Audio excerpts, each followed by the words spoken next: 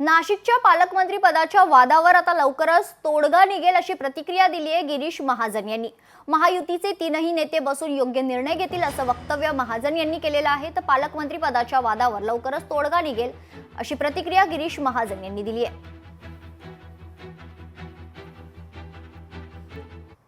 दाव्याचा वगैरे विषय नाहीये, पण मला असं वाटतं की या संदर्भामध्ये तिन्ही नेते बसून निर्णय करतील आणि मला असं वाटतं की आता खूप उशीर होत चाललेला आहे। खरं म्हणजे आता कुंभमेळाही आहे, नियोजन समितीची बैठक होत नाहीये, त्यामुळे मला वाटतं माननीय मुख्यमंत्री महोदय आणि दोन्ही उपमुख्यमंत्री हे लवकरच हा निर्णय करतील।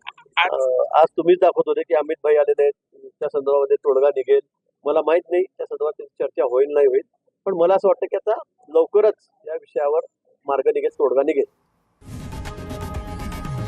लोकशाही मराठी ऐका, पहा, जागरूक रहा।